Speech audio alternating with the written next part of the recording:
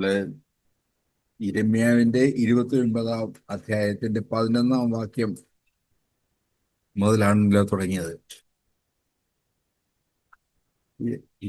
അത് നിങ്ങൾ പ്രത്യാശിക്കുന്ന ശുഭഭാവി വരുവാൻ തക്കവണ്ണം ഞാൻ നിങ്ങളെക്കുറിച്ച് നിരൂപിക്കുന്ന നിരൂപണങ്ങൾ ഇന്നവയെന്ന് ഞാൻ അറിയുന്നു. അവ തിന്മയ്ക്കല്ല നന്മയ്ക്ക് അത്രയുള്ള നിരൂപണങ്ങൾ എന്ന് യഹോവയുടെ അരുളപ്പാട്. കർത്താവ് പറയാണ്, നിങ്ങള് ഒരു ശുഭഭാവി പ്രത്യാശിക്കുന്നുണ്ട്.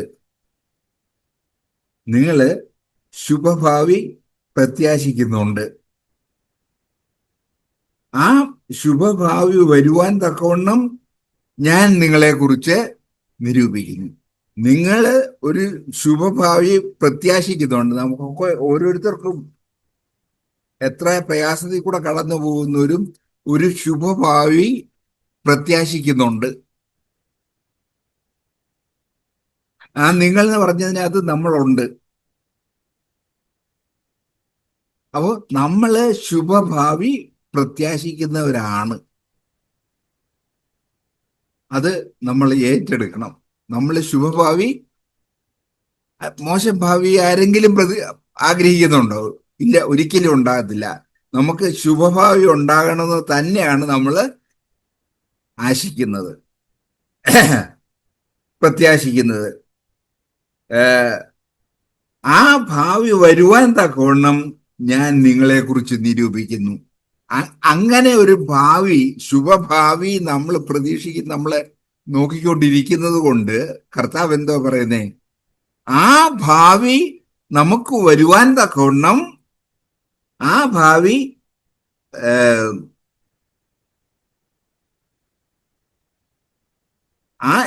ശുഭഭാവി വരുവാൻ തക്കവണ്ണം ഞാൻ നിങ്ങളെക്കുറിച്ച് നിരൂപിക്കുന്ന നിരൂപണങ്ങൾ ഇന്നവയെന്ന് ഞാൻ അറിയുന്നു.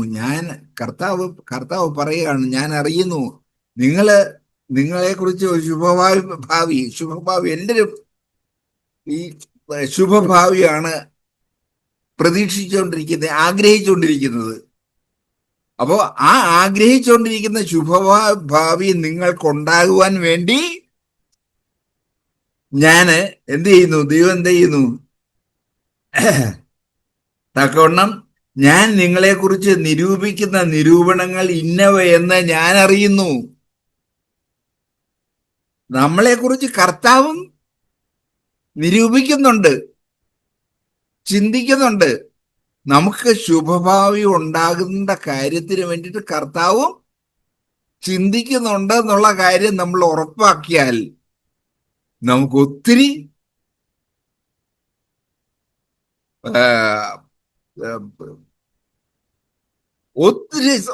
സംശയങ്ങള് നമ്മുടെ നഷ്ടപ്പെട്ടു മാറിപ്പോവും. വേണ്ടാന്ന് വെക്കേണ്ടി വരും. ആ സംശയങ്ങളുടെ ആവശ്യമില്ല എന്ന് വരും. കാരണം നമ്മൾ ആഗ്രഹിക്കുന്നത് പോലെ തന്നെ നമുക്ക് വേണ്ടിയിട്ട് കർത്താവ്, നമുക്ക് കഴിവുള്ളവരല്ല. നമ്മൾ വിചാരിച്ചാൽ ഒന്നും ഉണ്ടാകത്തില്ല.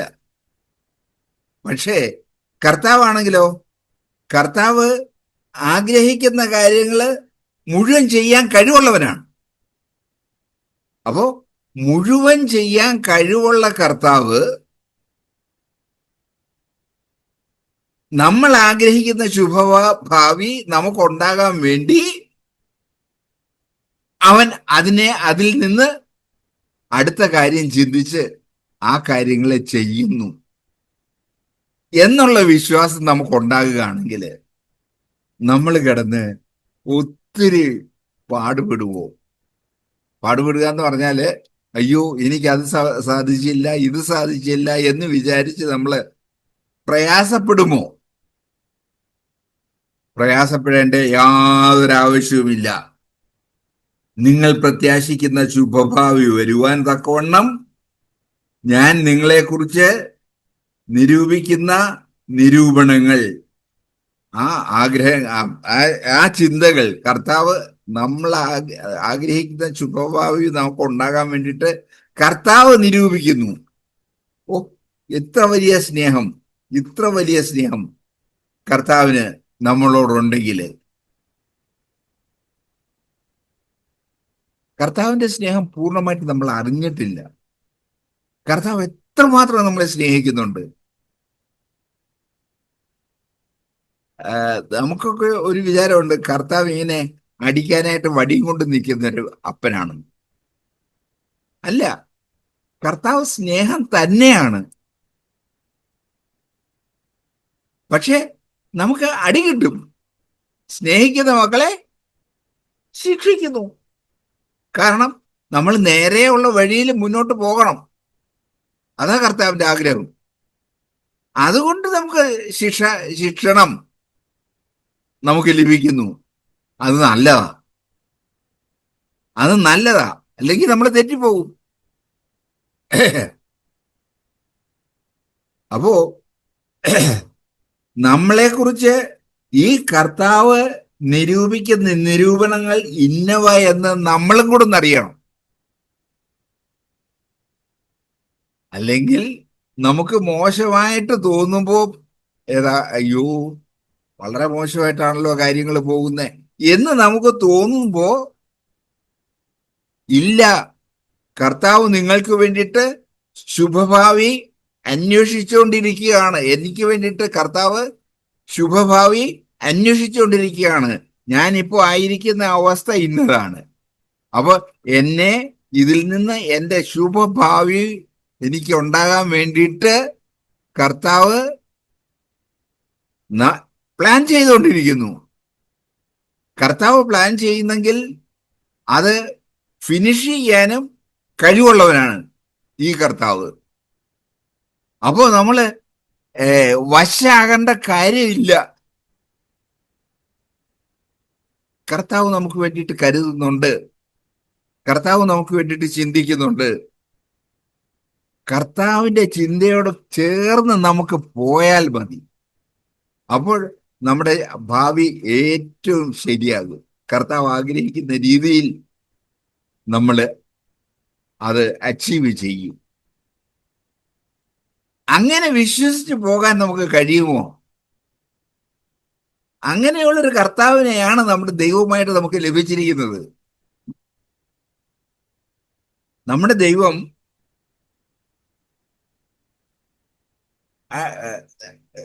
ശിക്ഷിക്കാൻ മാത്രമല്ല, അവൻ രക്ഷിക്കുന്ന ദൈവമാണ്. ശിക്ഷ മാത്രം തരുന്ന ദൈവമല്ല, രക്ഷിക്കുന്ന ദൈവമാണ്. സ്നേഹത്തിൽ രക്ഷിക്കുന്ന ദൈവം. അവന്റെ സ്നേഹത്തിന് നമ്മളെ പാത്രീഭൂതരായി നമ്മൾ കൊടുക്കണം. അവന്റെ സ്നേഹത്തിന്റെ കീഴിൽ, അവന്റെ സ്നേഹത്തിന് നമ്മളെ താഴ്ത്തി കൊടുക്കണം. ആ താഴ്ത്തി കൊടുക്കാൻ നമ്മൾ തയ്യാറാണെങ്കിൽ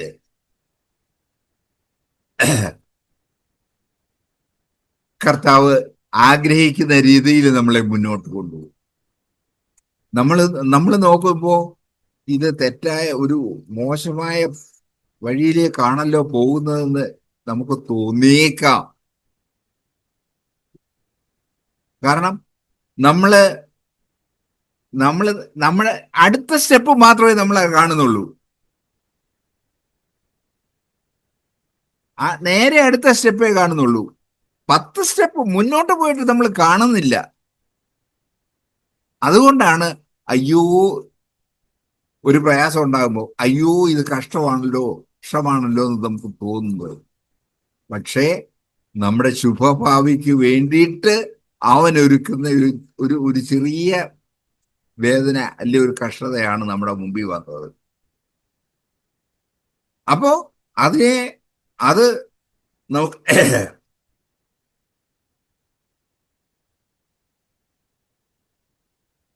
അത് നമ്മൾ ഈ പ്രവാചകൻ പറയുന്നത് പോലെ നമുക്ക് അത് ഏറ്റെടുക്കാം. എങ്ങനെ? അത് തിന്മയ്ക്കല്ല. കർത്താവിന്റെ നിരൂപണങ്ങൾ അത് തിന്മയ്ക്കല്ല, അത് നന്മയ്ക്കു വേണ്ടിയാണ്. കർത്താവ് നമുക്ക് വേണ്ടിയിട്ട് നിരൂപിക്കുന്ന നിരൂപണങ്ങൾ, കർത്താവ് നമ്മുടെ ജീവിതത്തിൽ കൊണ്ടുവരുന്ന ചില അസുഖകരമായ കാര്യങ്ങൾ, നമ്മുടെ ജീവിതത്തിൽ വരുന്ന ചില അസുഖകരമായ കാര്യങ്ങൾ, അത് നമ്മുടെ തിന്മയ്ക്കല്ല കർത്താവ് കൊണ്ടുവന്നിരിക്കുന്നത്, അത് നമ്മുടെ നന്മയ്ക്ക് വേണ്ടിയാണ്. അത് നമ്മൾ കണ്ടു കഴിഞ്ഞാൽ പിന്നെ കർത്താവിൻ്റെ മുൻപിൽ നമ്മൾ താണിരിക്കും. അത് നമ്മൾ കാണുന്നില്ല എങ്കിൽ നമ്മൾ കിടന്ന് അതിന് കർത്താവിൻ്റെ വഴിക്ക് ഓപ്പോസിറ്റായിട്ട് നമ്മൾ മുന്നോട്ട് പോകും. നമുക്ക് എങ്ങനെ പോകണം? ഓപ്പോസിറ്റായിട്ട് പോകണോ? കർത്താവിൻ്റെ വഴിയുമായിട്ട് യോജിച്ച് പോകണോ? കർത്താവിൻ്റെ വഴിയുമായിട്ട് യോജിച്ച് പോകുമ്പോൾ കർത്താവ് ആഗ്രഹിക്കുന്ന റിസൾട്ട് നമ്മളുടെ ജീവിതത്തിൽ ഉണ്ടാകും. അത് എപ്പോഴും നന്മയ്ക്ക് വേണ്ടി നന്മയ്ക്ക് വേണ്ടി നന്മയ്ക്ക് വേണ്ടി തന്നെ ആയിരിക്കും. കാരണം നമ്മുടെ തിന്മയ്ക്ക് വേണ്ടിയിട്ട് കർത്താവ് ഒരു കാര്യവും ചെയ്യത്തില്ല. നമ്മുടെ നന്മയ്ക്ക് വേണ്ടിയാണ് കർത്താവ് ചെയ്യുന്നത്. നമ്മൾ നോക്കുന്ന ഉടനെ അത് തിന്മയായിട്ട് തോന്നാം, പക്ഷേ അതും നമ്മുടെ നന്മയ്ക്ക് വേണ്ടിയാണ്. അതുകൊണ്ട് ആ നന്മയ്ക്ക് വേണ്ടി കർത്താവ് ചെയ്യുന്ന കാര്യങ്ങളെ, നമ്മുടെ നന്മയ്ക്ക് വേണ്ടിയിട്ട് കർത്താവ് ചെയ്യുന്ന കാര്യങ്ങളെ തിന്മയായി നമ്മൾ ഒരിക്കലും കാണാനിടയാകില്ല. കർത്താവ് നമുക്ക് അനുകൂലമാണ്. കർത്താവ് നമുക്ക് അനുകൂലമായതുകൊണ്ട് പ്രതികൂലം നമുക്ക് ധൈര്യത്തോടെ പറയാം, കർത്താവ് എനിക്ക് അനുകൂലമാണ്. കർത്താവ് എനിക്ക് അനുകൂലമായതുകൊണ്ട് പ്രതികൂലം ആർക്കും നിൽക്കാൻ പറ്റത്തില്ല. ആ പ്രതികൂലങ്ങളെ മുഴുവൻ കർത്താവ് മാറ്റിമറിച്ച് ഓവർകം ചെയ്യാൻ, നമ്മളെ കൊണ്ട് ഓവർകം ചെയ്യാൻ തക്കവണ്ണം, അതിനുള്ള ശക്തി തരുവാൻ തക്കവണ്ണം കർത്താവ് വിശ്വസ്തനാണ്. അതുകൊണ്ട് കർത്താവിൻ്റെ കയ്യിൽ നമ്മളെ കൊടുക്കാം. വിശ്വസ്തയോടെ, വിശ്വാസത്തോടെ കർത്താവിൻ്റെ സന്നിധി നമുക്കായിരിക്കാം. ഒരു ജയ ജീവിതം നയിക്കാൻ നമുക്ക് കഴിയും. കാരണം കർത്താവ് നമ്മുടെ കൂടെ ഉണ്ട്. നമ്മൾ എത്ര താഴോട്ട് പോയാലും അതിനെ ഉയർത്തിയെടുക്കാൻ കഴിവുള്ള കർത്താവ് നമ്മുടെ കൂടെ ഉണ്ട്. അവൻ നമ്മുടെ നന്മ മാത്രമേ അവൻ ആഗ്രഹിക്കുന്നുള്ളൂ. അപ്പോ അവൻ ആ നന്മയിലേക്ക് നമ്മളെ കൊണ്ടുപോകും. ആ കർത്താവ് വിശ്വസ്തനാണ്. അവൻ വിശ്വസ്തനാണെന്നുള്ള പൂർണ്ണ വിശ്വാസത്തോടെ നമുക്ക് നമ്മളെ താഴ്ത്തി കൊടുക്കാം. അവൻ നമ്മളെ സഹായിക്കും. ഈ കർത്താവിന്റെ കൃപ നമ്മളോട് കൂടെ ഇരിക്കട്ടെ. ദൈവം നമ്മളെ കേൾപ്പിച്ച വചനത്തിന് സ്തുതിക്കുന്നു. നമ്മള് ഇന്നത്തെ വാക്യം പഠിച്ചതുപോലെ കർത്താവിന്റെ സമൂഹത്തിൽ നിന്ന് ആശ്വാസത്തിന്റെ വചനങ്ങൾ കേൾക്കുവാനായിട്ട് ദൈവം നമ്മളെ ഇടയാക്കി, അല്ലേ? അപ്പോസ്തലപ്രവൃത്തി 3:19. നമ്മൾ ഇന്ന് അല്ലാതെ 40:31 നമ്മൾ പഠിച്ചൊരു വാക്യമാണ് ഇന്ന് ഓർപ്പിച്ചത്. ദൈവം നമ്മളെ സഹായിക്കട്ടെ. അതിന്റെ യിരെമ്യാവ് 29:10 വാക്യങ്ങൾ നമ്മൾ വായിക്കുമ്പോൾ അവര് പ്രവാസത്തിലായിരുന്നുവെന്നും ആ പ്രവാസകാലത്തില് കർത്താവിന് അവരെ കുറിച്ചുള്ള ഒരു പദ്ധതി ഉണ്ട്. ആ പദ്ധതിയില് അവർക്ക് കടന്നു വരുവാനായിട്ട് കഴിയും എന്നുള്ളൊരു പ്രത്യാശയുടെ വചനം. നമ്മളും പത്രോസ് പറഞ്ഞതനുസരിച്ചിട്ടാണെങ്കിൽ നമ്മളും പ്രവാസികളും പരദേശികളുമായിട്ടാണ് ഇന്ന് ഈ ഭൂമിയിലായിരിക്കുന്നത്. നമ്മൾ കടന്നു പോകുന്ന പല സാഹചര്യങ്ങളുണ്ട്, അല്ലെ? പ്രവാസകാലത്താവുമ്പോൾ സ്വന്തം ദേശത്ത് ജീവിക്കുന്നതിനെക്കാട്ടുള്ള ബുദ്ധിമുട്ടുകളും പരിമിതികളും ഒക്കെയുള്ള ഒരു അവസ്ഥ ഇസ്രായേൽ ജനം കടന്നുപോയതെങ്കിൽ ഇതൊക്കെ നമുക്കൊരു ബുദ്ധിപദേശത്തിനായിട്ട് എഴുതിയിരിക്കുന്നു, അല്ലെങ്കിൽ ഇത് കണ്ട് നമുക്കൊരു മാതൃക നമ്മുടെ മുമ്പിൽ നമുക്ക് ജീവിതത്തിലൂടെ കാണുവാനായിട്ട് കഴിയുമെന്നൊക്കെയുള്ള കാര്യങ്ങളാണ് ഇങ്ങനെയുള്ള വചനങ്ങളൊക്കെ വായിക്കുമ്പോൾ നാം മനസ്സിലാക്കേണ്ടതും നമുക്ക് മുന്നോട്ട് പോകാനായിട്ട് പ്രത്യാശ നൽകുന്നതും. പ്രവാസ കാലത്തിലായിരിക്കുമ്പോൾ അവര് കടന്നുപോയ സാഹചര്യങ്ങൾ ഇതൊക്കെ വായിച്ചാൽ നമുക്ക് മനസ്സിലാവും. അവർക്ക് സങ്കീർത്തന പുസ്തകത്തിൽ വായിക്കുമ്പോൾ അവരിന്ന് കരഞ്ഞ കാര്യമൊക്കെ നമുക്ക് വായിക്കാനായിട്ട് കഴിയും അല്ലെ. ദൈവത്തിന്റെ പാട്ട് അന്യദേശത്ത് പാടുന്ന കാര്യത്തെ കുറിച്ചൊക്കെ നമുക്ക് ആ കാര്യങ്ങളൊക്കെ നമ്മുടെ ജീവിതത്തിലേക്ക് കടന്നു വരുമ്പോൾ നമ്മൾ ഇന്ന് ജീവിക്കുമ്പോൾ നമ്മൾ ഇതിന്റെ ഇതിനുള്ള ഭാഷാന്തരം കറക്റ്റ് ആണോ, വിവർത്തനം കറക്റ്റ് ആണോ, നിങ്ങൾ പ്രത്യാശിക്കുന്ന ശുഭഭാവി എന്നത് തന്നെയാണോ എന്ന് ഇവിടെ അതിനെ കുറിച്ചൊന്നും പറഞ്ഞില്ല. എൻ്റെ കയ്യിൽ ഒരു ഭാഷയിലുള്ള ഒരു ബൈബിളില് അതിന്റെ വിവർത്തനം ഇങ്ങനെയാണ്. ഞാനതിന്റെ 19 വാക്കുകൾ, യഹോവ ഇപ്രകാരം അരുളി ചെയ്യുന്നു, ബാബേലിൽ 70 വർഷം തികഞ്ഞ ശേഷം ഞാൻ നിങ്ങളെ സന്ദർശിക്കും, നിങ്ങളെ ഈ സ്ഥലത്തേക്ക് തിരിച്ചു വരുത്തും എന്നുള്ള എന്റെ വാഗ്ദത്തം നിറവേറ്റും. കാരണം നിങ്ങളെക്കുറിച്ചുള്ള എന്റെ പദ്ധതികൾ എനിക്കറിയാം, നിങ്ങൾക്ക് തിന്മയ്ക്കായിട്ടല്ല, മറിച്ച് നിങ്ങൾക്കൊരു ഭാവിയും ഒരു പ്രത്യാശയും നൽകാൻ തക്കവണ്ണം നന്മയ്ക്കായിട്ടുള്ള ലക്ഷ്യങ്ങളാണവ എന്ന് യഹോവ അരുളി ചെയ്യുന്നു. അന്ന് നിങ്ങൾ എന്നെ വിളിച്ചപേക്ഷിക്കുകയും എൻ്റെ അടുക്കൽ വന്ന് എന്നോട് പ്രാർത്ഥിക്കുകയും ഞാൻ നിങ്ങളുടെ പ്രാർത്ഥന കേൾക്കുകയും ചെയ്യും. നിങ്ങൾ എന്നെ അന്വേഷിക്കും, പൂർണ്ണ ഹൃദയത്തോടെ എന്നെ അന്വേഷിക്കുമ്പോൾ നിങ്ങൾ എന്നെ കണ്ടെത്തും എന്ന് യഹോവ അരുളി ചെയ്യുന്നു. അപ്പം കർത്താവിന് ആണ് ശരിക്കും നമ്മളെ കുറിച്ചൊരു ശുഭഭാവി ഉള്ളത്. നമ്മൾ മലയാളം വായിക്കുമ്പോൾ ചിലപ്പോൾ നമുക്കൊരു ശുഭഭാവി, നമ്മുടെ ശുഭം ഒക്കെ എന്തോ അന്വേഷിക്കുന്നുള്ളതൊക്കെ നമുക്കറിയാം. നമ്മുടെ ഈ ലോകത്തിൽ എങ്ങനെ എത്രയും നന്നായിട്ട് ജീവിക്കണം എന്നുള്ള ശുഭഭാവിയാണ് നമ്മൾ അന്വേഷിക്കാൻ പോകുന്നത്.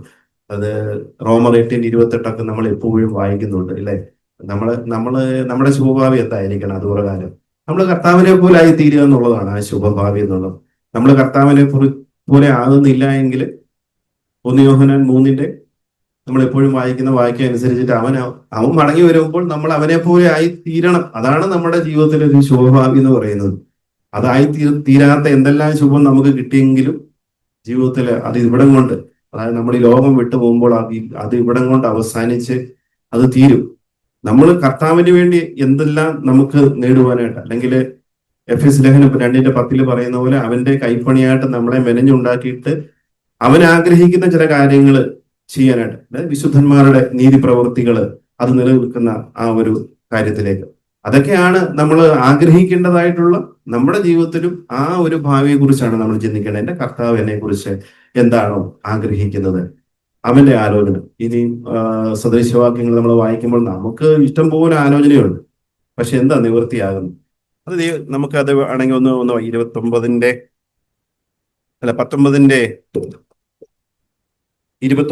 വാക്യം, മനുഷ്യന്റെ ഹൃദയത്തിൽ പല വിചാരങ്ങളും ഉണ്ട്, യഹോവയുടെ ആലോചനയും നിവൃത്തിയാകും.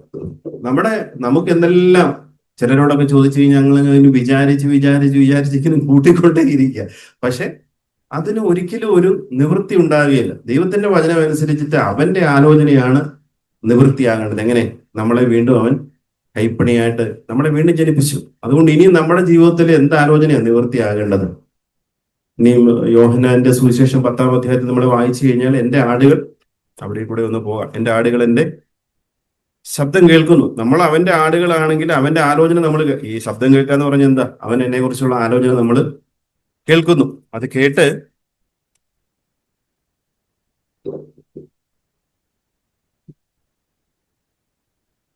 പത്താം അധ്യായം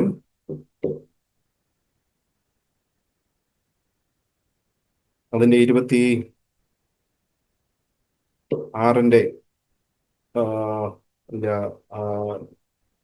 അവസാന ഭാവം, എൻ്റെ ആടുകൾ എൻ്റെ ശബ്ദം കേൾക്കുന്നു, ഞാൻ അവയെ അറിയുകയും അവ എന്നെ അനുസരിക്കുകയും ചെയ്യുന്നു. അപ്പൊ എന്തിനാ അവന്റെ ആലോചന നമ്മൾ കേൾക്കേണ്ടതായിട്ടുള്ളത്? അനുസരിക്കാൻ വേണ്ടിയാണ്. എല്ലാത്തിൻ്റെ അവസാനം വരുമ്പോൾ നമ്മൾ ഈ പ്രാർത്ഥിക്കണം അല്ലെങ്കിൽ അവനെ അന്വേഷിക്കണം എന്നൊക്കെ പറയുന്നത് എന്താണ്? പ്രാർത്ഥനയും അവന്റെ ശബ്ദം കേൾക്കാൻ വേണ്ടിയാണ്. അവനെ അന്വേഷിക്കുന്നതും അവനെ ശബ്ദം കേട്ടത് അനുസരിക്കുന്നതിന് വേണ്ടിയാണ്. നമ്മളെക്കുറിച്ചുള്ള ഒരു നല്ല ഭാവിയും പ്രത്യാശയും നമ്മുടെ കർത്താവിന് മാത്രമേ ഉള്ളൂ. നീ ഇത് എഴുതിയ യെരമ്യാവിന്റെ 1-ാം അധ്യായം വായിക്കുമ്പോൾ അമ്മയുടെ ഗർഭത്തിൽ തന്നെ അവനെ കണ്ട ഒരു ദൈവം അല്ലേ? നമ്മൾ അങ്ങനെയല്ലേ അത് വായിക്കുന്നത്? യെരമ്യാവിന്റെ പുസ്തകം 1-ാം അധ്യായം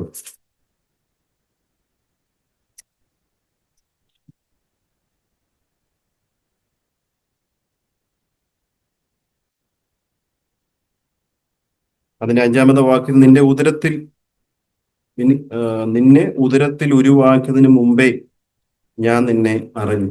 അതായത് നമ്മുടെ അമ്മയുടെ ഉദരത്തിൽ നമ്മുടെ 139 സങ്കീർത്തനം 16 വാക്യമൊക്കെ നമ്മൾ ഇന്നും എടുത്ത് വായിച്ചു. അല്ലെ, നമ്മൾ അതിനും ഒരു ഭാഷാന്തരത്തിൽ എഴുതിയിരിക്കുന്നത് ഓരോ ദിവസവും എന്നെക്കുറിച്ചും നമ്മളെക്കുറിച്ചും ഓരോരുത്തരെ കുറിച്ചും ദൈവത്തിന് വ്യക്തമായിട്ടുള്ളൊരു പദ്ധതിയുണ്ട്. ആ പദ്ധതിക്ക് അനുസരിച്ചിട്ടാണ്, ഞാൻ നേരത്തെ പറഞ്ഞിട്ടുണ്ട്, എൻ്റെ ജീവിതത്തിൽ എന്നെ വളരെയധികം ഉത്സാഹിപ്പിക്കുന്നതും ഉറപ്പ് നൽകുന്നതുമായിട്ടുള്ളൊരു വാക്യമാണത്. കാരണം എൻ്റെ അമ്മയുടെ ഉദരത്തിൽ ഞാൻ പിണ്ടാകാരമായിരുന്നപ്പോൾ, എനിക്ക് രൂപമൊന്നും ഇല്ലാതിരുന്നപ്പോൾ എന്നെ സൃഷ്ടിച്ചവനായ, അല്ലെങ്കിൽ ലോകസ്ഥാപനത്തിന് മുമ്പേ എന്നെ കണ്ടവനായിട്ടുള്ള ആ കർത്താവിന്റെ പദ്ധതികൾ ഞാൻ എത്ര നാൾ ഈ ഭൂമിയിൽ ജീവിച്ചിരിക്കണം. എൻ്റെ ആയുസ് എനിക്ക് എത്രയാണെന്ന് എനിക്കറിയില്ല. ഇവിടെ ഇരിക്കുന്ന ആർക്കും അവരുടെ ആയുസിനെ കുറിച്ച് അറിയില്ല. പക്ഷെ എൻ്റെ കർത്താവിനെ അറിയാം എന്ന് ഞാൻ ഈ ഭൂമിയിൽ ജനിക്കണം, എവിടെ ജനിക്കണം, ഏത് മാതാപിതാക്കളുടെ മകനായിട്ട് ജനിക്കണം, എവിടെയെല്ലാം എനിക്ക് ഞാൻ ആയിരിക്കണം എന്നൊക്കെ ഉള്ളത്. അല്ലാതെ തിരഞ്ഞെടുക്കുന്നതെല്ലാം എൻ്റെതായ ഇഷ്ടങ്ങളാണ്. കർത്താവിനൊരു ആ വിഷയത്തിലൊരു പദ്ധതിയുണ്ട്. ഇന്ന് അല്ലെ, മുമ്പേ സഹോദരൻ പറഞ്ഞ പോലെ ഇന്ന് മഴ പെയ്യണമെന്നും അത് എത്ര നേരം പെയ്യണമെന്നും ആരൊക്കെ ഞങ്ങൾ ഇന്ന് കസേര എടുത്തിട്ടപ്പോൾ ഇന്ന് കുറച്ചാളെ ഉള്ളതാണ് ഞാൻ വിചാരിച്ചത്. അതുകൊണ്ട് 2 കസേര വെച്ചൊക്കെ ഇട്ടിട്ടില്ല. അപ്പൊ ഇന്ന് ഏത് ദിവസത്തേക്കാളും കൂടുതൽ അത് കർത്താവിന്റെ പദ്ധതി. അതാണ് കർത്താവിന്റെ പദ്ധതി എന്ന് തിരിച്ചറിയുമ്പോഴാണ് അവന്റെ, അല്ലെങ്കിൽ നമ്മൾ യെശയ്യാവ് 50 വായിക്കുന്നവര്, എന്റെ വഴികളോ എന്റെ വിചാരങ്ങളോ അല്ല, അവനൊരു വഴിയുണ്ട്, ഒരു വിചാരമുണ്ട്, അതാണ് ഉന്നതമായിരിക്കുന്നത്. അതിലൂടെ നടക്കുമ്പോഴാണ് ഈ ഒരു ശുഭഭാവിയിലേക്ക്, ഞാൻ പറഞ്ഞല്ലോ, ഏറ്റവും നല്ല ശുഭഭാവി എന്ന് പറയുന്നത് കർത്താവിനെ പോലെ ആയി തീരുക, അവന്റെ ഇഷ്ടം നിവർത്തിക്കുക, അവൻ മടങ്ങി വരുമ്പോൾ അവനെ പോലെ ആയി തീരുക. അതിൽ കവിഞ്ഞ ഒരു ശുഭഭാവി നമ്മുടെ ജീവിതത്തിൽ നമ്മൾ ആഗ്രഹിക്കരുത്. അത് ഈ ലോകത്തിലുള്ളത് അന്വേഷിക്കാൻ വേണ്ടി അല്ലല്ലോ ദൈവം നമ്മളെ കുറിച്ച് ആഗ്രഹിക്കുന്നത്. ഇന്ന് നമുക്ക് വേണ്ടുന്നത് കർത്താവിന്റെ പുസ്തകത്തിൽ എഴുതിയിട്ടുണ്ട്. കർത്താവെ അതെന്താണ്, അത് തിരിച്ചറിയുവാനും അതിലൂടെ നടക്കുവാനും ഞാൻ ഇന്ന് എന്ത് സംസാരിക്കണം, ഞാൻ ആരോടൊക്കെ സംസാരിക്കണം, ആ വാക്കുകൾ എങ്ങനെയായിരിക്കണം, ഞാൻ എന്ത് പ്രവൃത്തിയാണ് ചെയ്യേണ്ടത്. അതിൽ കൂടുതലൊരു പ്രവൃത്തി നമ്മൾ കഴിഞ്ഞ ആഴ്ചയും നമ്മൾ കേൾക്കാനായിട്ട് ഇടയായി. നന്മ ചെയ്യാൻ അറിഞ്ഞിട്ട് അത് ചെയ്യാതിരിക്കുന്നത് അത് പാപമാണ്. അപ്പൊ എന്തെങ്കിലും കാര്യങ്ങൾ കർത്താവെ നീ എന്നിലൂടെ ചെയ്യാനായിട്ട് ആഗ്രഹിക്കുന്നുണ്ടോ, അത് ചെയ്യുവാനായിട്ട്, അതാണ് ഒരു ശുഭഭാവി. കർത്താവ് എന്നെ കുറിച്ച് ആഗ്രഹിക്കുന്ന എന്താണോ അത് നല്ല ഭാവി, അതാണ് എന്നെ പ്രത്യാശയിലേക്ക് നയിക്കുന്നതും അവനായിരിക്കുന്ന അവസ്ഥയിലേക്ക് എന്നെ നയിക്കുന്നതും. അതിലേക്ക് നയിക്കപ്പെടുവാനായിട്ട് നമുക്ക് ഒരുപാട് വചനങ്ങൾ നമ്മൾ ഇത് കേൾക്കുമ്പോൾ, കർത്താവെ എന്നെ അതുപോലെ ആക്കി തീർക്കണമേ, എന്നെ ഓമനപ്പേര് ചൊല്ലി നമ്മള് ബ്രദർ യെശയ്യാവ് 45 ആണല്ലോ വായിച്ചത്. 43 അധ്യായത്തിന്റെ ആദ്യ വാക്യങ്ങളും നമ്മളെ ആശ്വസിപ്പിക്കുന്ന ഒരു കാര്യം തന്നെയാണ്.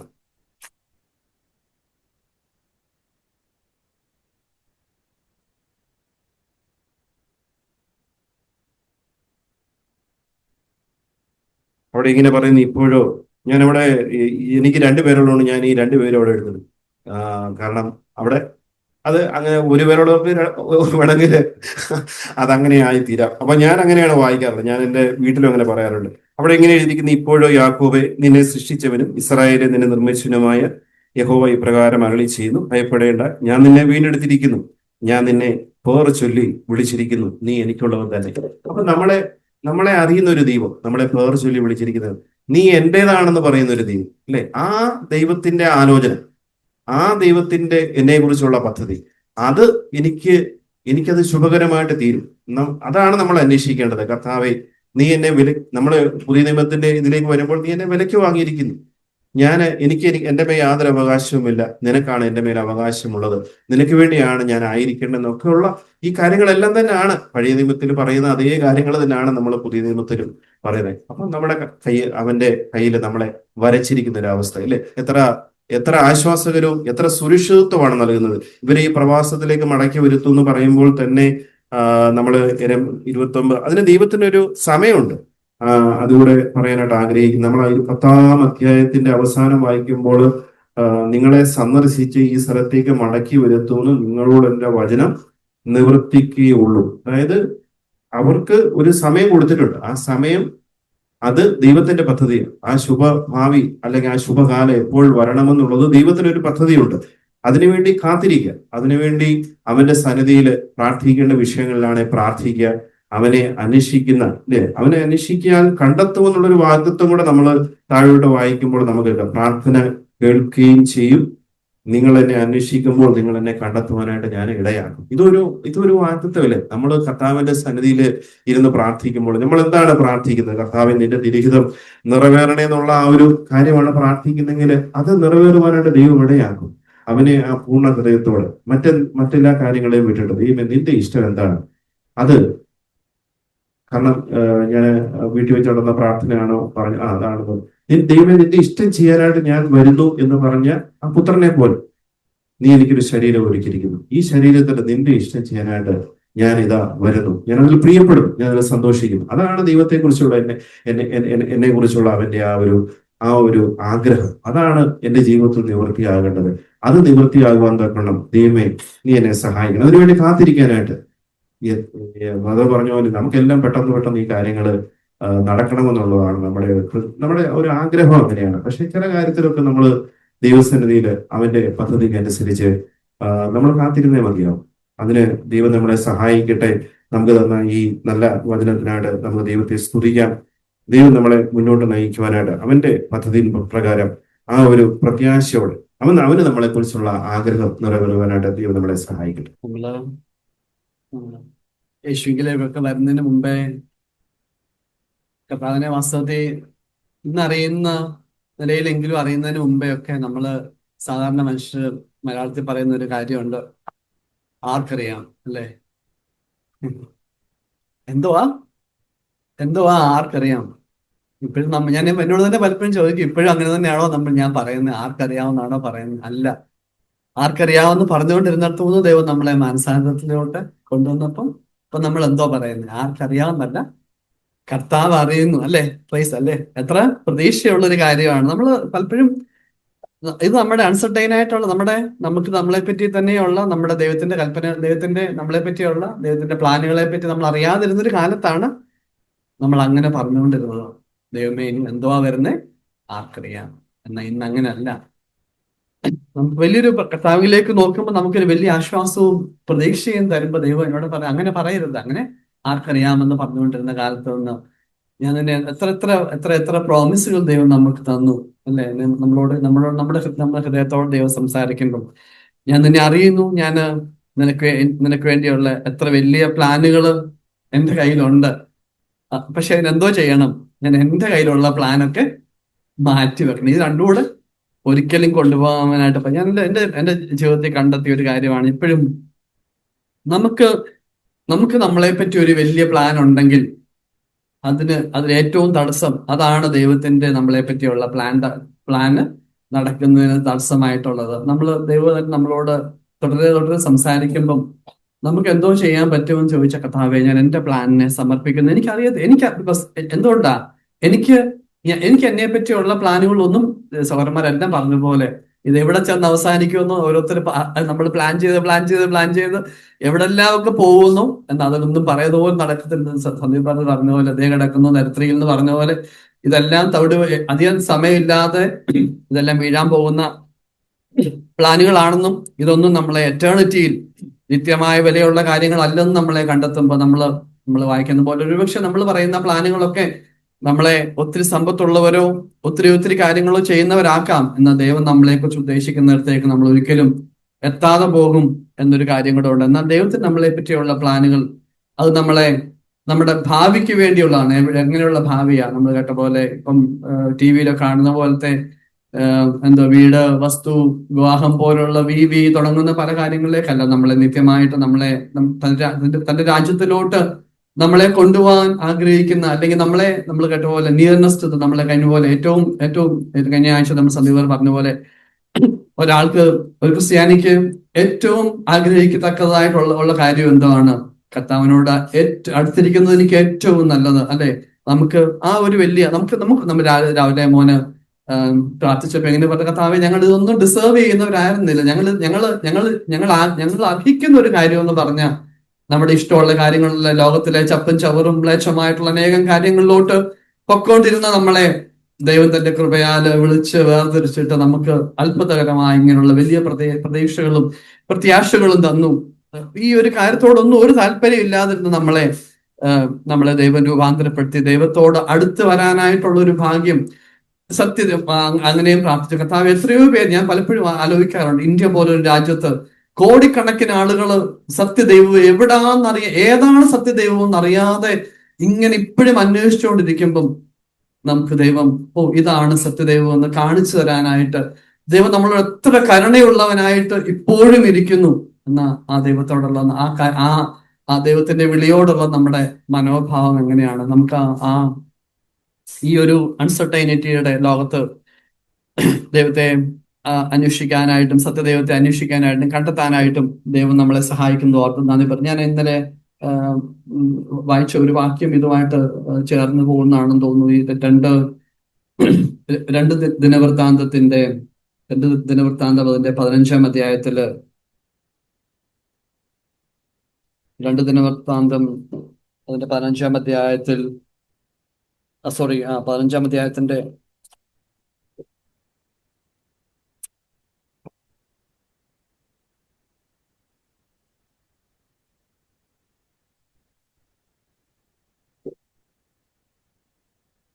അതിന്റെ 15-ാമത്തെ വാക്യം തന്നെ, എല്ലാ യഹൂദരും സത്യനിമിത്തം സന്തോഷിച്ചു. അവർ പൂർണ്ണ ഹൃദയത്തോടെ സത്യം ചെയ്തു. പൂർണ്ണ താല്പര്യത്തോടും കൂടെ അവനെ അന്വേഷിച്ചതുകൊണ്ട് അവർ അവനെ കണ്ടെത്തുകയും യഹോവ അവർക്ക് ചുറ്റും വിശ്രാമം നൽകുകയും ചെയ്തു. വാസ്തവത്തിൽ നമ്മൾ ദൈവത്തെ അന്വേഷിക്കണമെന്നും ദൈവത്തെ കണ്ടെത്തണമെന്നും ദൈവം ആഗ്രഹിക്കുന്ന എന്തിനാണ് എന്ന് ചോദിച്ചാൽ, എൻ്റെ ഇംഗ്ലീഷിൽ എഴുതിയിരിക്കുന്നത് so the Lord gave dum rest on every side.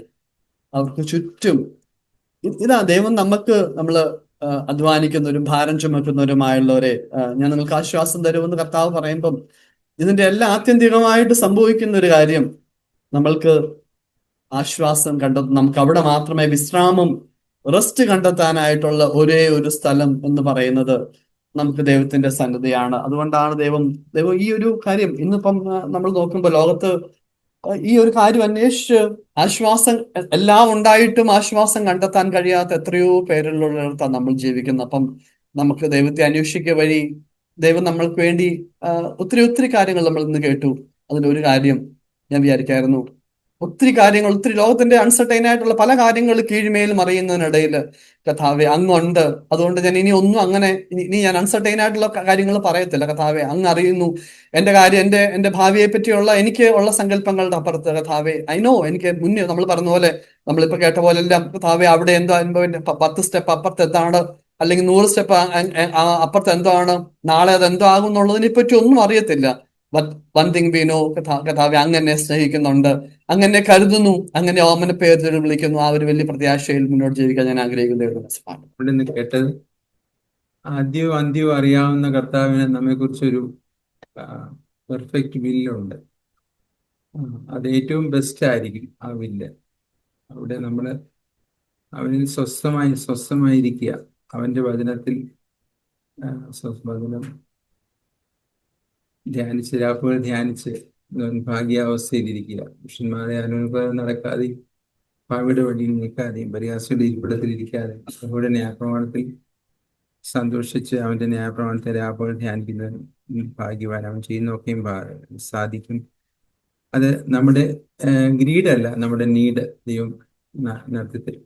അവൻ നമുക്ക് സകലത്തിനും മതിയായ വചനം ഒത്തിരി വർഷം മുമ്പ് സഹോദരന്റെ സൈഡിൽ നിന്ന് കഴിഞ്ഞ കല്യാണത്തിന് പ്രസംഗിച്ച ആ സഹോദരൻ ബോംബെ വെച്ച് ഷെയർ ചെയ്തതാണ്. I have a plan for you, not for destruction, ആ വാക്യം, നോട്ട് ഫോർ കലാമിറ്റി. 29:11 എടുത്തപോലെ,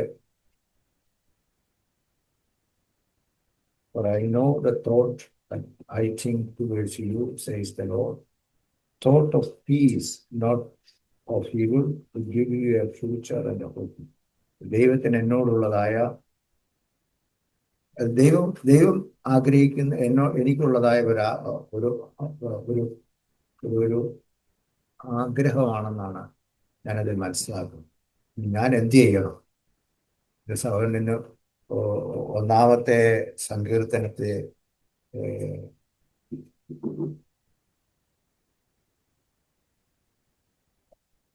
ആദ്യത്തെ സങ്കീർത്തനം എന്തൊരു നല്ലൊരു സങ്കീർത്തനമാണെന്നല്ലോ.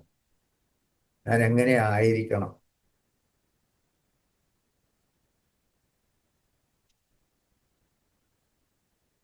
Blessed is the man who walks not in the counsel of the ungodly.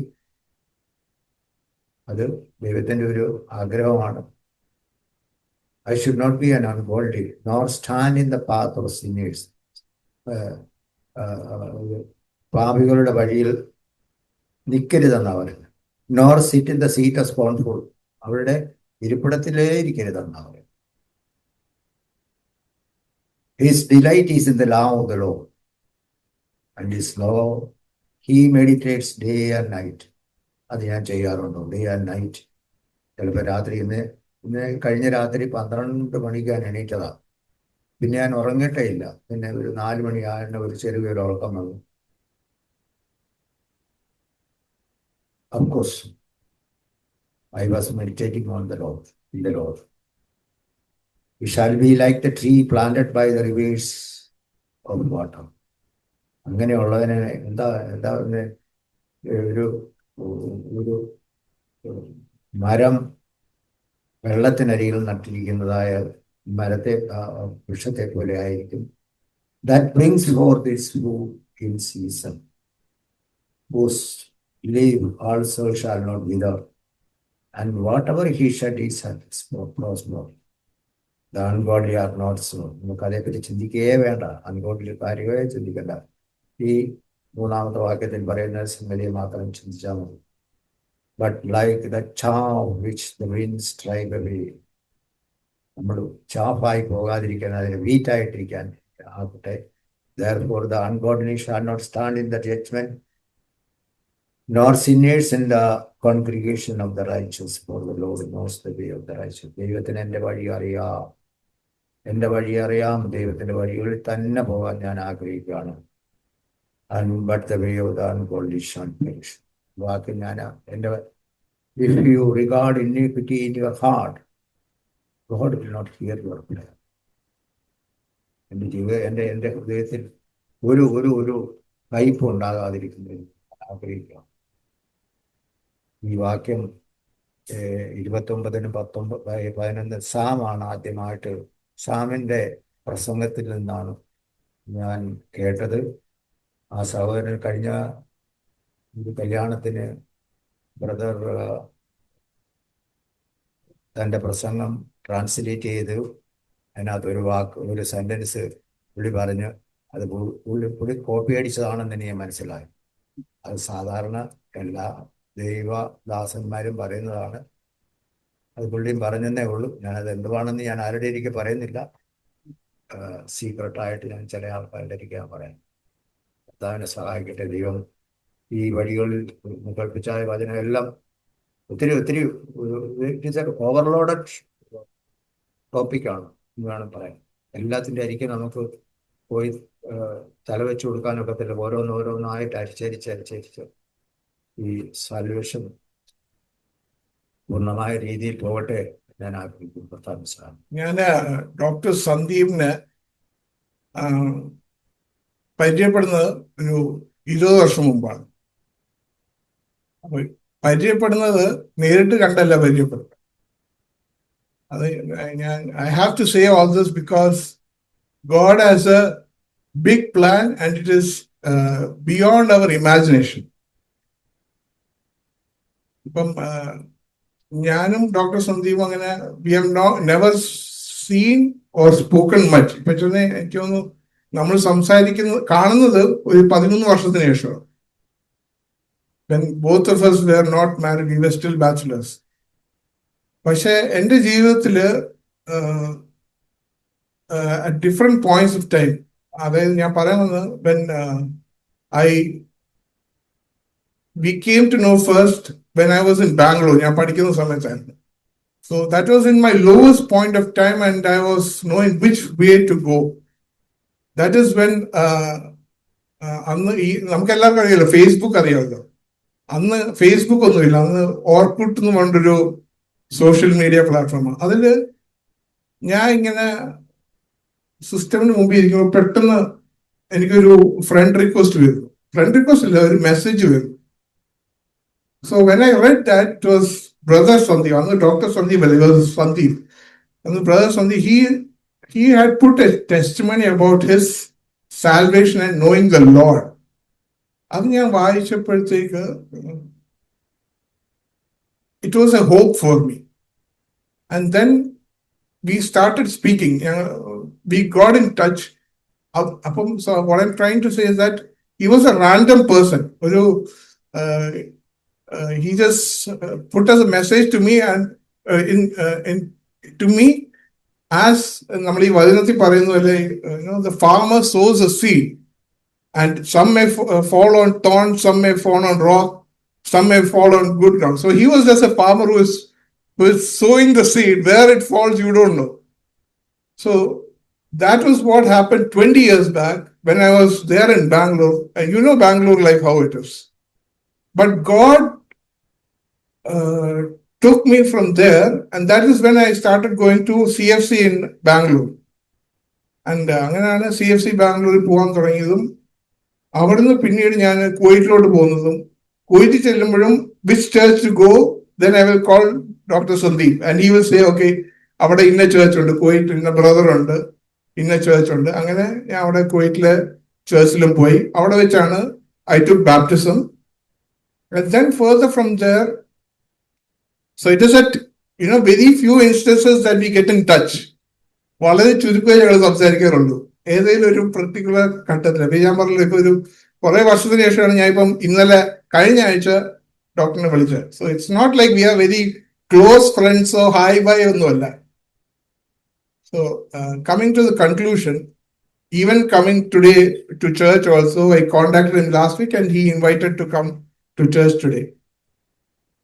And then I had some difficulty with my health as well. And to be precise, I was going through my doctor. He is a psychiatric doctor, and I had for a few period had to be a person who was sick as well. But God delivered me miraculously, not in India, like in Kuwait. And the medical system in Kuwait is not as advanced as in India. അപ്പോൾ നമ്മളിപ്പോൾ ഹോസ്പിറ്റലിൽ പോയി കഴിഞ്ഞാൽ നമ്മുടെ right പല്ലിലാണ് വേദനെങ്കിൽ left പല്ലായിരിക്കും എടുത്ത് കളയുന്നത്. അപ്പോൾ നമുക്ക് അങ്ങനെ വലിയ ഉറപ്പൊന്നും ഇല്ലാത്ത ഒരു അഡ്വാൻസ്ഡ് കൺട്രി ആണെന്ന് പറഞ്ഞാൽ അവിടുത്തെ ഡോക്ടേഴ്സ് എന്ത് ചെയ്യുന്നത് നമുക്ക് പറയാൻ പറ്റില്ല. But God has been miraculously taking me out of different situations and placing me. It is beyond our imagination. So as we heard the word today, God's plans and purpose are beyond our imagination. Sometimes we think it's not aligning with us. It is not what we thought. But He is our loving Father. That is our promise, and that's our rock and our hope. നമ്മളിപ്പോ ഇന്ന് പ്രസംഗം കേട്ടിട്ട് 2 ദിവസം കഴിയുമ്പോഴത്തേക്ക് വീണ്ടും നമ്മള് അയ്യോ അത് ചിലപ്പോൾ വിളിച്ചു പോകും. പക്ഷെ God, when we, as a brother was saying, we meditate on the word of God day and night, and that is our renewal of our spirit. So as human beings, we are very weak, but the word of God is what strengthens us. So I thank the Lord for this opportunity that I could stand here and testify for the Lord. And I thank this church and all of you who have shared the word today, and especially to Dr. Sandeep also. As he told, we are all called to be farmers, to share the word of God.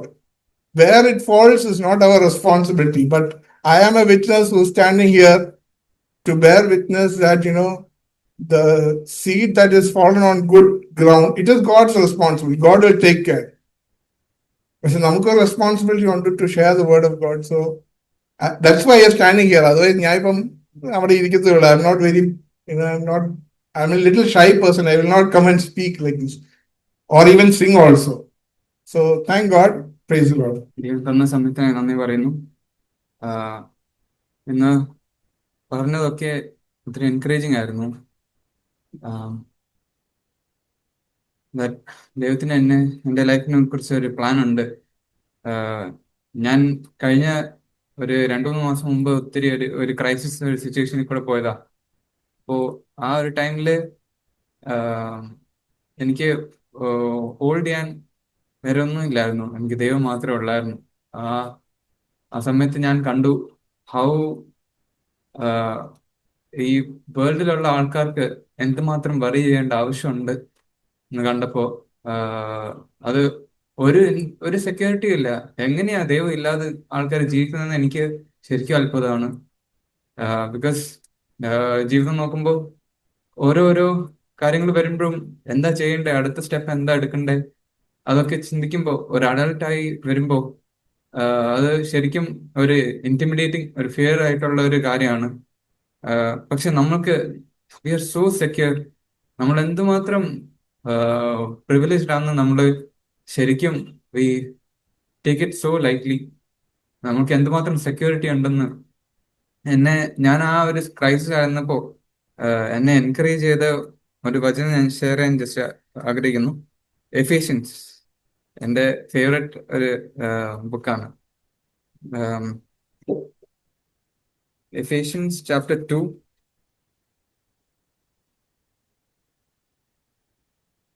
അതിൻ്റെ verse 5 and 6 നമ്മൾക്കുള്ള സെക്യൂരിറ്റിനെ കുറിച്ചാണ് ഇവിടെ പറയുന്നത്. Even when we were dead in our transgressions, he made us alive together with Christ. By grace you have been saved, and raised us up with him, and seated us with him in the heavenly places in Christ Jesus. ഞാൻ എന്ത് ക്രൈസിസിൽ കൂടെ പോവാണെങ്കിലും whatever my situation is, ഞാൻ ഇരിക്കുന്നത് ഇവിടെ അല്ല, എൻ്റെ പ്രോബ്ലംസിന്റെ നടുവിലല്ല. ഞാൻ ഇരിക്കുന്നത് ദൈവത്തിന്റെ സ്വർഗ സിംഹാസനത്തിന്റെ റൈറ്റ് ഹാൻഡിലാണ്. ഞാൻ എൻ്റെ യേശുവിന്റെ അടുത്ത് ഇന്ന് പാട്ട് പാടിയ പോലെ അവന്റെ മാർവില് ചാരി നിൽക്കുന്ന ഒരു ആളാണ് ഞാൻ. ആ ഒരു സെക്യൂരിറ്റി ഞാൻ പുതിയതായി അത് വലുതായി കാണാൻ ആഗ്രഹിക്കുന്നു. എല്ലാ സിറ്റുവേഷനിലും എനിക്ക് ഓടിപ്പോവാൻ ഒരു ആളുണ്ട്. എനിക്ക് ആൻസേഴ്സ് എപ്പോഴും കിട്ടത്തില്ല, പക്ഷെ എനിക്ക് സെക്യൂർ ആയി ഡ്വെൽ ചെയ്യാൻ എനിക്കൊരാളുണ്ട്. അത് കാണുമ്പോൾ തന്നെ ഞാൻ എൻ്റെ കോളേജ് ടൈമിൽ ഞാൻ ഒത്തിരി സീരീസും ഒത്തിരി റോങ് വേസിലൊക്കെ പോയ ആളാണ്. ആ ടൈമില് everywhere you look in the world ഒരു ഡെഡ് ലൈഫാ. You don't have hope. What hope do you have as without God? ശരിക്കും ഒരു ഒരു ഒരു മീനിങ് ഇല്ലാത്ത ഒരു ജീവിതമാവും ദൈവം ഇല്ലെങ്കിൽ. അത് ആ ക്രൈസിസ് ടൈമിൽ ദൈവം എന്നെ കാണിച്ചു തന്നു. അതിന് ഞാൻ ആക്ച്വലി നന്ദി പറയുന്നു. ബിക്കോസ് ഞാൻ ദൈവത്തെ കൂടുതൽ വാല്യൂ ചെയ്യാൻ അത് ഹെൽപ്പ് ചെയ്യുന്നുണ്ട്. ഈ ഒരു security that I am dwelling with Christ in heaven, even when everything is so doubtful, അത് എന്നെ ഒത്തിരി എൻകറേജ് ചെയ്യുന്നു. വേറൊരു കാര്യം, ഞാനിപ്പോ ഈ ഹീബ്രൂസ് ആയിരുന്നു പഠിച്ചുകൊണ്ടിരിക്കുന്നത്. അപ്പോൾ അതിനകത്ത് ചാപ്റ്റർ 7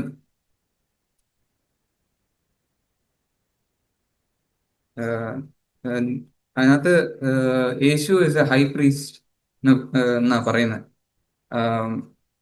അതിന്റെ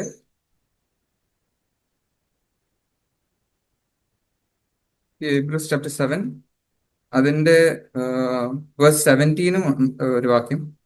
For it is attested of him, you are a priest forever, according to the order of Melchizedek.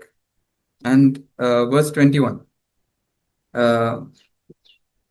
For they indeed became priests without an oath, but he with an oath, through the one who said to him, the Lord has sworn and will not change his mind, you are a priest forever. See, എനിക്കൊരു high priest for ever ഉണ്ട്. ഞാൻ പാപം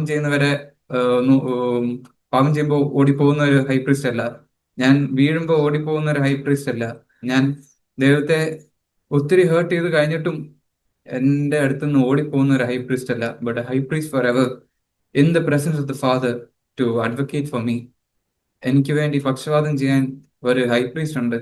അത് എന്നേക്കും നിൽക്കുന്ന ഒരു high priest. ഞാൻ ഓർക്കുന്നില്ല, ഒരു സ്ഥലത്ത് പറയുന്നു ഇസ് ഇൻഡസ്ട്രക്റ്റബിൾ. അത് ആ അതെ അതെ. 15 കൂടെ വായിക്കാം. And this is clear still 7 verse 15 and 16. And this is clearer still. If another priest arises according to the likeness of Melchizedek, who has become such not on the basis of law of physical requirement, but according to the power of an indestructible life. ആ ഒരു high priest എന്നേക്കും നിലനിൽക്കുന്നതാണ്, ഒരിക്കലും മാറാത്തവനാണ്. ഞാൻ എന്തുമാത്രം ഡിസ്ട്രക്റ്റബിളും ഞാൻ എന്തുമാത്രം ബലഹീനനാണെന്ന് എനിക്കറിയാം. ഞാൻ പാപത്താൽ എളുപ്പം വാണ്ടർ അവേ. ഒരു പാട്ടുണ്ട്, കം ദ ഫൗണ്ട്, അതിനകത്ത് prone to wander lord I feel it, prone to leave the god I love. ഞാൻ എന്തുമാത്രം പ്രോൺ ടു ദൈവത്തിന് അകന്ന് പോവാൻ ആണെന്ന് എനിക്കറിയാം. പക്ഷെ Christ is an indestructible high priest, and he is forever living to advocate for me. എനിക്ക് വേണ്ടിയാണ് ജീവിക്കുന്നത് എന്നേക്കും. ഇത് കാണുമ്പോൾ എങ്ങനെ സ്തുതിക്കാതെ ഇരിക്കും? ഇത് കാണുമ്പോൾ എന്റെ സർക്കംസ്റ്റൻസസ് കണ്ട് ഞാൻ ഡിസ്കറേജ് ആയി പോകാതെ എനിക്ക് നിൽക്കാൻ പറ്റും. ഇതാണ് എന്റെ സെക്യൂരിറ്റി. ഇത് കണ്ട് ഇത് ഇന്നും മാത്രമല്ല, പക്ഷെ എല്ലാ ദിവസവും ഈ ഒരു കാര്യം കണ്ട് ദൈവത്തെ വർഷിപ്പ് ചെയ്യാനാണ് ദൈവം ആഗ്രഹിക്കുന്നത്. God desires worship from me. എപ്പോഴും വർഷിപ്പ് ചെയ്യാൻ. ആ വർഷിപ്പിന്റെ സമയത്ത് പാപം ഒരു ഞാനിങ്ങനെ രാജശങ്ങളോടൊക്കെ സംസാരിക്കുകയാണ്. അപ്പോ പറഞ്ഞ പാപം വെറും ഒരു ട്രാഫിക് ബ്ലോക്ക് പോലെയാ. നമ്മുടെ ഡെസ്റ്റിനേഷൻ അല്ല, പക്ഷെ ഒരു ട്രാഫിക് ബ്ലോക്ക് ആണ്. ട്രാഫിക് ബ്ലോക്കിൽ എത്ര നാള് നിൽക്കാനാണ് ആഗ്രഹിക്കുന്നത്? പക്ഷെ നമ്മുടെ എയിം ആ ഡെസ്റ്റിനേഷൻ എത്താനാണ്. അപ്പൊ ആ ഡെസ്റ്റിനേഷൻ എനിക്കിപ്പോ എന്റെ വെളിച്ചത്തില് എനിക്ക് മനസ്സിലാക്കുന്ന എപ്പോഴും വർഷിപ്പ് ചെയ്യാനാണ്. വർഷിപ്പ് ചെയ്യുമ്പോൾ ഈ ട്രാഫിക് ബ്ലോക്ക് ഒന്നും വലിയ കാര്യമല്ല. എപ്പോഴും ദൈവത്തെ വർഷിപ്പ് ചെയ്യാൻ ഞാൻ ആഗ്രഹിക്കുന്നു. ദൈവത്തിന്റെ സന്നിധിയിൽ എപ്പോഴും എന്റെ സ്പിരിറ്റ് ആയിരിക്കുന്നു. ആ സ്പിരിറ്റ് എന്താ ആഗ്രഹിക്കുന്നത്? ദൈവത്തെ വർഷിപ്പ് ചെയ്യാനാണ്, വേറെ ഒന്നും ആഗ്രഹിക്കുന്നില്ല. അപ്പോ ആ ഒരു തോട്ടില് ലീഡായിരിക്കാനാണ്. ദൈവം എന്നെ കുറിച്ച് എന്തുമാത്രം വിചാരിക്കുന്നു അത് കണ്ട് ഞാൻ ഒരിക്കലും എന്നെ കുറിച്ച് വിചാരിക്കാതെ ഞാൻ ദൈവത്തെ എങ്ങനെ വർഷിപ്പ് ചെയ്യാൻ പറ്റും ഈ സിറ്റുവേഷൻ, അതിനെ കുറിച്ച് ആലോചിക്കാൻ ഞാൻ ആഗ്രഹിക്കുന്നു. കേൾപ്പിച്ച വളരെ നന്ദി പറയുന്നു. യമ്യാവ് 29:11 അതിന്റെ വാക്യം പറയുന്നത്, നിങ്ങൾ പ്രത്യാശിക്കുന്ന ശുഭഭാവി വരുവാൻ തക്കവണ്ണം ഞാൻ നിങ്ങളെക്കുറിച്ച് നിരൂപിക്കുന്ന നിരൂപണങ്ങൾ എന്നവ എന്ന് ഞാൻ അറിയുന്നു. അവ തിന്മയ്ക്കല്ല നന്മയ്ക്കത്രേ ഉള്ള നിരൂപണങ്ങൾ എന്ന് അവയുടെ അരുളപ്പാട്. അതെനിക്ക് മനസ്സിലായത് ദൈവം നമുക്ക് ആലോചിക്കുന്ന ദോഷമല്ല, സമാധാനവും പ്രത്യാശവും നല്ല ഭാവിയുമാണ്. 12-13 പറഞ്ഞിരിക്കുന്നത്, ദൈവം നിങ്ങൾ എന്നോട് അപേക്ഷിച്ച് എൻ്റെ സന്നിധിയിൽ വന്ന് പ്രാർത്ഥിക്കുകയും ഞാൻ നിങ്ങളുടെ പ്രാർത്ഥന കേൾക്കുകയും ചെയ്യും. നിങ്ങൾ എന്നെ അന്വേഷിക്കാൻ പൂർണ്ണ ഹൃദയത്തോടെ അന്വേഷിക്കുന്നവൻ നിങ്ങൾ എന്നെ കണ്ടെത്തും. നാം സത്യസന്ധമായി പൂർണ്ണ ഹൃദയത്തോടെ ദൈവത്തെ വിളിച്ചപേക്ഷിക്കുമ്പോൾ അവ നമ്മുടെ പ്രാർത്ഥന കേൾക്കുകയും ഉത്തരം നൽകുകയും ചെയ്യും. 14 വാക്യത്തിൽ പറഞ്ഞിരിക്കുന്നത്, നിങ്ങൾ എന്നെ കണ്ടെത്തുവാൻ ഞാൻ ഇടയാക്കും എന്ന് യഹോവയുടെ അരുളപ്പാട്. ഞാൻ നിങ്ങളുടെ പ്രവാസം മാറ്റും. ഞാൻ നിങ്ങളെ നീക്കി കളഞ്ഞിരിക്കുന്ന സകലവും ജാതികളിൽ നിന്ന് എല്ലാ ഇടങ്ങളും നിങ്ങളെ ശേഖരിച്ച് ഞാൻ നിങ്ങളെ വിട്ടുപോകുമാറാക്കിയ സ്ഥലത്തേക്ക് തന്നെ മടക്കി വരുത്തും എന്ന് യഹോവയുടെ അരുളപ്പാട്. ദൈവം നമ്മളെ കഷ്ടത്തിൽ നിന്നല്ല, അടിമത്തങ്ങളിൽ നിന്ന് വിടുവിച്ച് നഷ്ടപ്പെട്ട അനുഗ്രഹങ്ങൾ തിരികെ നൽകും. ഞാൻ കേട്ടത് ഒത്തിരി എൻകറേജിങ് ആയിരുന്നു. അപ്പം അതിലാണെങ്കിൽ ജെറമായ 29 നമ്മൾ വായിച്ച ദിവസം തന്നെയാണ്. പക്ഷെ അതിന്റെ 12th സാധാരണ നമ്മൾ ഈ സൺഡേ സ്കൂളിൽ കാണാൻ പഠിക്കാൻ നമ്മൾ ഈ 29:11 മാത്രമേ പഠിക്കാറുള്ളൂ. അപ്പം ഞാൻ അത്ര ഫോക്കസ് ചെയ്തിട്ടുള്ളൂ. അപ്പൊ അതിന്റെ 12th അപ്പം then you will call upon me and come and pray to me and I will listen to you. അപ്പം it's like നമ്മള് ഈ പ്ലാൻ ഉണ്ടെന്ന് നമ്മൾ സ്വയമേ നമ്മുടെ മനസ്സുകൊണ്ട് നമ്മൾ അക്സെപ്റ്റ് ചെയ്യാതെ നമ്മൾ ഒരിക്കലും ദൈവത്തിന്റെ നമ്മൾ നമ്മുടെ പ്ലാൻ വേണ്ടാന്ന് വെച്ച് കഴിഞ്ഞ് നമ്മൾ ഈ ദൈവത്തിന് ഇങ്ങനെ ഒരു പ്ലാൻ ഉണ്ടെന്ന് നമ്മൾ അത് മനസ്സിലാക്കി അത് അക്സെപ്റ്റ് ചെയ്ത് കഴിഞ്ഞാൽ മാത്രം സത്യം പറഞ്ഞാൽ നമുക്ക് ദൈവത്തിനടുത്ത് ഈ ഈ പ്ലാൻ ഫെർദർ കൊണ്ടുപോകാനായിട്ട് നമുക്ക് പറയാൻ പറ്റുള്ളൂ. അപ്പം ലൈക്ക് നമ്മുടെ മനസ്സിൽ വേണ്ടിയ ആ ഒരു വില്ലിങ്നെസ്സിനെ കുറിച്ച് എനിക്ക് ഒത്തിരി അത് ടച്ചായി. അപ്പം ഞാൻ പലപ്പോഴും ഇങ്ങനെ ലൈക്ക് എന്റെ ലൈഫിൽ തന്നെ ഇങ്ങനെ ഒത്തിരി പ്ലാൻ ചെയ്തെന്ന് ലൈക്ക് സീരിയസ്ലി ഭയങ്കരമായിട്ടും ഒത്തിരി പ്ലാൻ ചെയ്ത് വെക്കുന്ന ആളാണ്. പക്ഷെ ഈ പ്ലാൻ ചെയ്യുന്നതിന്റെ ഒരു 0.1% പോലും സത്യം പറഞ്ഞാൽ ലൈഫിൽ നടക്കാറില്ല. അപ്പം പ്ലാനിങ് ഇപ്പം എന്റെ ഒരു പ്ലാൻ അല്ലാതെ ദൈവത്തിന്റെ ആ ഒരു പ്ലാൻ എന്റെ ലൈഫിൽ നടക്കണം എന്ന് എനിക്ക് ആഗ്രഹമുണ്ട്. എന്ന് പറയുന്നത് നമ്മള് കേട്ടത് ദൈവത്തിന്റെ ഒരു നമ്മളെ കുറിച്ച് നമ്മുടെ ജീവിതത്തിലുള്ള പദ്ധതി, ഒരു ലൈഫിലുള്ള പ്ലാനെ കുറിച്ചാണ് കേട്ടത്. അത് നമ്മൾ എവിടെ ഏതൊരു മീറ്റിംഗ് ചെന്ന CSലേക്ക് ചെന്ന നമ്മുടെ ജീവിതത്തില് ഓരോരുത്തരുടെ ജീവിതത്തില് ദൈവത്തിന്റെ ഒരു പദ്ധതി ഉണ്ട്. ഇവിടെ ഒരു നമ്മളൊരു യൂത്തിന്റെ എടുത്തു കഴിഞ്ഞാൽ അവരുടെ അടുത്തൊരു പ്ലാൻ പഠിത്തം, ജോലി, ഒരു കരിയറിനെ കുറിച്ചായിരിക്കും അവരുടെ പ്ലാൻ ചിന്തിക്കുന്നത്. അപ്പം ചില സൈഡിൽ നമുക്ക് ടെൻഷനും പിന്നെ ചെറിയ ആശങ്കയൊക്കെ ഉണ്ടാകും.